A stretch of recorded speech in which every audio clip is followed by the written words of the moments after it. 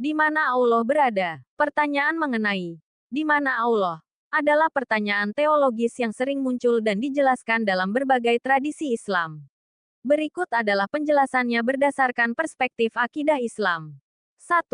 Allah tidak terikat tempat atau ruang. Menurut mayoritas ulama Ahlus Sunnah wal Jamaah, Allah tidak terikat oleh tempat atau ruang. Dalilnya adalah ayat berikut. Lebih besar dari, tidak ada sesuatu pun yang serupa dengannya. Dan dia maha mendengar lagi maha melihat. Quran Surat Asy-Syura 11. Dialah Allah, pencipta langit dengan segala keindahannya dan pencipta bumi tanpa ada contoh sebelumnya dan dia pula yang menciptakan segala isi yang ada pada keduanya, termasuk makhluk-makhluk yang menghuninya. Dia menjadikan bagi kamu pasangan-pasangan dari jenis kamu sendiri, yaitu pasangan laki-laki sebagai suami dan perempuan sebagai istri dan menjadikan pula dari jenis hewan ternak pasangan-pasangan bagi masing-masing binatang. Ada jantan dan ada betina dan dengan berpasangan itu mereka dapat melanjutkan keturunannya. Dijadikannya kamu berkembang biak dan dapat melanjutkan keturunanmu dengan jalan berpasang-pasangan itu. Tidak ada sesuatu pun dari semua makhluk yang telah diciptakannya itu yang serupa dengan dia dalam zat dan segala sifat dan perbuatannya. Dia suci dari pasangan, dan dia yang maha mendengar segala yang kamu katakan, maupun yang terlintas dalam pikiranmu. Maha melihat segala yang kamu lakukan, baik secara terangan-terangan maupun sembunyi-sembunyi. Allah menerangkan bahwa dialah yang menciptakan langit dan bumi serta segala isinya. Begitu juga hal-hal aneh dan ajaib yang mengherankan yang kita saksikan seperti luasnya cakrawala yang membentang luas di atas kita tanpa ada tiang yang menunjangnya. Karenanya, dialah yang pantas dan layak dijadikan sandaran dalam segala hal dan dimintai bantuan dan pertolongannya, bukan Tuhan-Tuhan mereka yang tidak berdaya dan yang tidak dapat berbuat apa-apa. Dialah yang menjadikan bagi manusia dari jenisnya sendiri jodohnya masing-masing. Yang satu dijodohkan kepada yang lain sehingga lahirlah keturunan turun-temurun memakmurkan dunia ini. Demikian itu berlaku pula pada binatang ternak yang akhirnya berkembang biak memenuhi kehidupan di bumi. Dengan demikian, kehidupan makhluk yang berada di atas bumi ini menjadi teratur dan terjamin bagi mereka. Makanan yang cukup bergizi, minuman yang menyegarkan dan nikmat-nikmat lain yang wajib disyukuri untuk mencapai kebahagiaan dunia dan akhirat. Semuanya itu menunjukkan kebenaran dan kekuasaan Allah. Tidak ada satupun yang menyamainya dalam segala hal. Dia maha mendengar. Dia mendengar segala apa yang diucapkan setiap makhluk. Dia maha melihat. Tidak ada sesuatu pun yang tersembunyi baginya. Dia melihat segala amal perbuatan makhluknya, yang baik maupun yang jahat. Tidak ada sesuatu pun yang menyamai kekuasaan, kebesaran, dan kebijaksanaannya. Allah menciptakan segala sesuatu berpasang-pasangan. Ayat ini secara jelas menyatakan demikian. Demikian pula beberapa ayat berikut. Maha suci Allah, yang telah menciptakan semuanya berpasang-pasangan. Baik dari apa yang ditumbuhkan oleh bumi dan dari diri mereka sendiri, maupun dari apa yang tidak mereka ketahui. Yasin ayat 36. Firman Allah, dan dia yang menghamparkan bumi dan menjadikan gunung-gunung dan sungai-sungai di atasnya. Dan padanya dia menjadikan semua buah-buahan berpasang-pasangan. Dia menutupkan malam kepada siang. Sungguh, pada yang demikian itu terdapat tanda-tanda kebesaran Allah, bagi orang-orang yang berpikir. Arad ayat 3. Dan firman-Nya, dan segala sesuatu kami ciptakan berpasang-pasangan agar kamu mengingat kebesaran Allah. Az-Zariyat ayat 49. Menurut kajian ilmiah, bukan hanya makhluk hidup yang berpasang-pasangan namun benda-benda mati juga berpasang-pasangan. Dengan menggunakan ilmu dan peralatan canggih yang ada saat ini, sudah dapat diketahui mengenai adanya pasangan-pasangan dari atom sampai ke awan.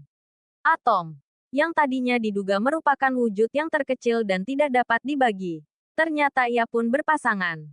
Atom terdiri dari elektron dan proton. Proton yang bermuatan listrik positif dikelilingi oleh beberapa partikel elektron yang bermuatan listrik negatif. Muatan listrik di kedua kelompok partikel ini sangat seimbang. Tumbuh-tumbuhan pun memiliki pasangan-pasangan guna pertumbuhan dan perkembangannya. Sebelumnya, manusia tidak mengetahui bahwa tumbuh-tumbuhan juga memiliki perbedaan kelamin jantan dan betina. Buah adalah produk akhir dari reproduksi tumbuhan tinggi. Tahap yang mendahului buah adalah bunga, yang memiliki organ jantan dan betina yaitu benang sari dan putik. Bila tepung sari dihantarkan ke putik, akan menghasilkan buah, yang kemudian tumbuh, hingga akhirnya matang dan melepaskan bijinya. Oleh sebab itu seluruh buah mencerminkan keberadaan organ-organ jantan dan betina, suatu fakta yang disebut dalam Al-Quran. Ada tumbuhan yang memiliki benang sari dan putik sehingga menyatu dalam diri pasangannya, dan dalam penyerbukannya ia tidak membutuhkan pejantan dari bunga lain. Namun, ada juga yang hanya memiliki salah satunya saja sehingga untuk berproduksi ia membutuhkan pasangannya dari bunga lain. Hanya Allah yang tidak berpasangan. Sumber, kemenak.go.id. Ayat ini menunjukkan bahwa Allah tidak seperti makhluknya, termasuk dalam hal keberadaannya. Tempat dan waktu adalah ciptaan Allah, sehingga Allah tidak bergantung pada keduanya. 2. Allah di atas arsy secara maknawi. Dalam Al-Quran, Allah menyebutkan bahwa Dia berada di atas arsy. Lebih besar dari Allah yang Maha Pengasih bersemayam di atas arsy. Quran Surat Taha 5. Ar-Rahmanu Alal Arsy Istawa, yaitu yang Maha Pengasih, yang bersemayam di atas arsy. Tuhan yang menurunkan Al-Quran ini adalah yang Maha Pengasih terhadap semua makhluk tanpa terkecuali, yang bersemayam di atas arsy untuk mengatur semua urusan makhluknya. Pada ayat ini Allah menerangkan bahwa pencipta langit dan bumi itu adalah yang Maha Pemurah yang bersemayam di atas arsy. Allah bersemayam di atas arsy. Janganlah sekali-kali digambarkan seperti halnya seorang raja yang duduk di atas singgasananya. Karena menggambarkan yang seperti itu berarti telah menyerupakan halik dengan makhluknya. Anggapan seperti ini tidak dibenarkan sama sekali oleh ajaran Islam, sesuai dengan firman Allah.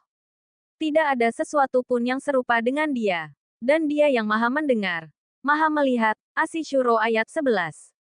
Ibnu Katsir berkata di dalam kitab tafsirnya, bahwa cara yang paling baik dalam memahami ayat ini ialah cara yang telah ditempuh oleh ulama salaf, yaitu mempercayai ungkapan sebagaimana tercantum di atas arsy, duduk di atas tahta, tetapi cara atau kaifiatnya, duduk di atas tahta tidak boleh disamakan dengan cara duduknya makhluk, seperti seseorang yang duduk di atas kursi.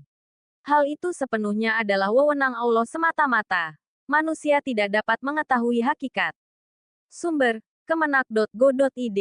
Namun, mayoritas ulama menjelaskan bahwa ayat ini tidak boleh dipahami secara literal seperti keberadaan makhluk bersemayam di atas arsy, diartikan sebagai simbol ketinggian dan keagungan Allah, tanpa menyerupakannya dengan makhluk. 3. Allah dekat dengan hambanya. Selain disebutkan berada di atas arsy, Allah juga menegaskan kedekatannya dengan makhluk. Lebih besar dari, dan kami lebih dekat kepadanya daripada urat lehernya. Quran Surat Qaf ayat 16. Pada ayat ini diterangkan bahwa Allah mengetahui apa yang dibisikkan oleh manusia dan tidak ada sesuatu pun yang samar atau tersembunyi baginya.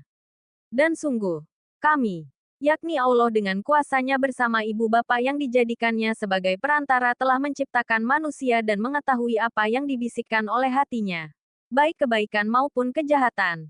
Dan kami lebih dekat kepadanya daripada urat lehernya. Yakni Allah Maha mengetahui keadaan manusia walau yang paling tersembunyi sekalipun. Allah menjelaskan bahwa Dia telah menciptakan manusia dan berkuasa penuh untuk menghidupkannya kembali pada hari kiamat dan Ia tahu pula apa yang dibisikkan oleh hatinya, baik kebaikan maupun kejahatan. Bisikan hati ini, dalam bahasa Arab, dinamakan hadisun nafsi. Bisikan hati tidak dimintai pertanggungjawaban kecuali jika dikatakan atau dilakukan. Allah SWT lebih dekat kepada manusia dari urat lehernya sendiri. Ibnu Mardawai telah meriwayatkan sebuah hadis dari Abu Said bahwa Nabi SAW bersabda, Allah dekat kepada manusia putra Adam dalam 4 keadaan. Ia lebih dekat kepada manusia daripada urat lehernya. Ia seolah-olah dinding antara manusia dengan hatinya. Ia memegang setiap binatang pada ubun-ubunnya. Dan ia bersama dengan manusia di mana saja ia berada. Riwayat Ibnu Mardawai. Sumber, kemenak.go.id. Kedekatan ini adalah dalam konteks ilmu, pengawasan, dan kasih sayang Allah, bukan dalam pengertian fisik. 4. Penjelasan ulama. Imam Malik berkata, istiwa, bersemayam itu diketahui. Tetapi bagaimana caranya tidak diketahui. Mengimaninya wajib. Dan bertanya tentang hal itu adalah bid'ah.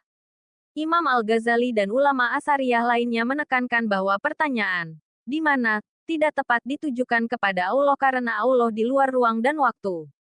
Kesimpulan, Allah tidak terbatas oleh tempat atau arah, karena Dia adalah pencipta segalanya, termasuk ruang dan waktu. Memahami hal ini memerlukan iman, bukan sekadar logika manusia yang terbatas.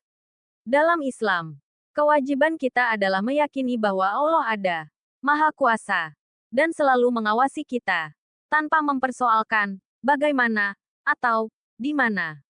Jika masih ada kebingungan, berkonsultasilah dengan ulama terpercaya yang memahami akidah secara mendalam.